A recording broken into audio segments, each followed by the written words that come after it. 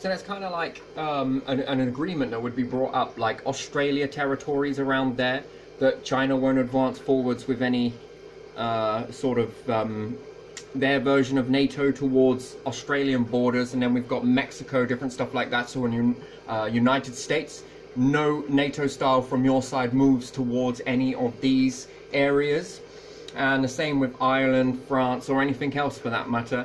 None of the NATO equipment moves that way from your side. And then from our perspective, I mean, because a peace deal works both on both sides of the fence, doesn't it? China was kind enough to draft this one up, and then it's a case of either we carry on going down this road that we're going down now, and I think it's dividing the populations here in the UK. I think it's dividing it in America, and I think it's also dividing it in Russia and elsewhere. I think there is a division starting to appear.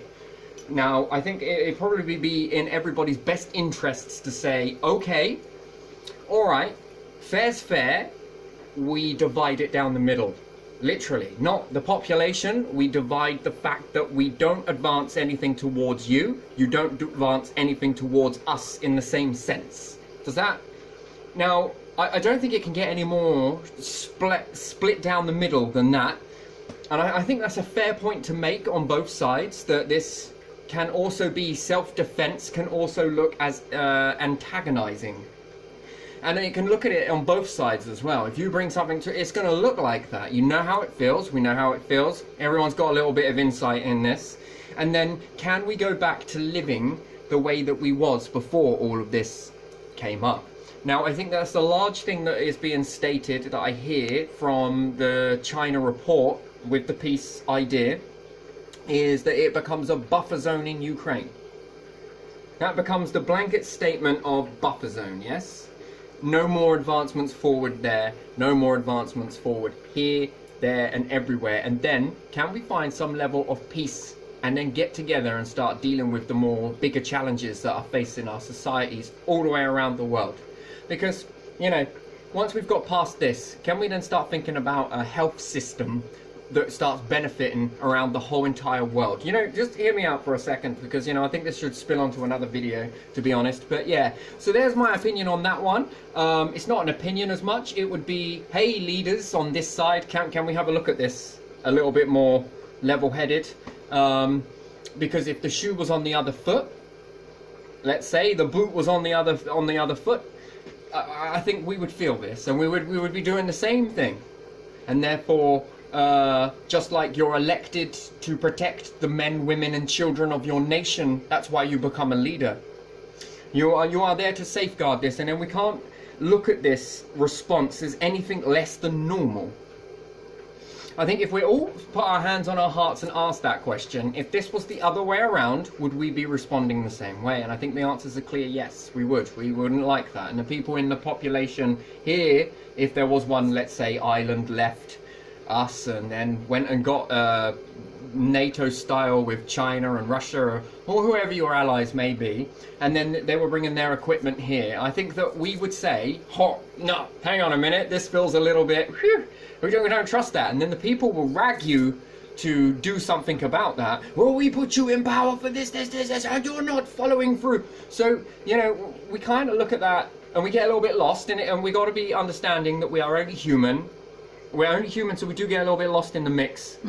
I don't think it's a case of who's got the biggest and the baddest and the arsehole weaponry, because I think we're all in that boat. We all got that. We all win that ticket. We can all cause carnage. So I think that a sensible way would be, if you've put this one forward, is to look at that and think, well, yeah, okay. Now, can we put the same thing forward towards you, and then can we shake hands? And then, there we have it. And I think that this might start to defuse a little bit, and then we can get on with some real problems, you know? So, yeah, I don't know.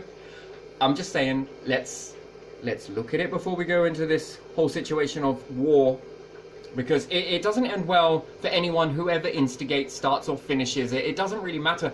Both sides, if this goes this way, and then there are nukes, come on, it does it for all of us, nature, animals included, doesn't it? So, yeah, I think a balanced and in the middle sense, this would be my best stance that I would go forward with a deal this way. If I was leader, I always ask that question. If I was leader, how would I respond? Like this. So, both sides can pump money into this. Both sides can push money into this and have this little war that's spilling out over another nation.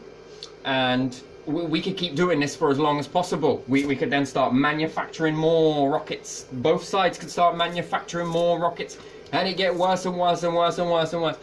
Yeah, I don't know. I don't think there are winners when it comes to nuclear war. There are no winners. No. There are only losers on all the way around the planet.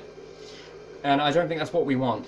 I think we, as all individuals, whether Russian, American, Britons, Australians, EUans, Ukrainians, and anybody else that I've missed, Chinese, you know, I think this is what we want. We want to live, you know, and watch our children grow.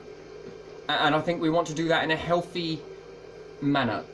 And then we set the stage for the next generation that might come up. That if we found a way forward that didn't involve this destruction, well, you can do it too. So yeah, I'm going to leave this video right there because I think that's where I'm at. Right in the middle where there's peace. That's lovely.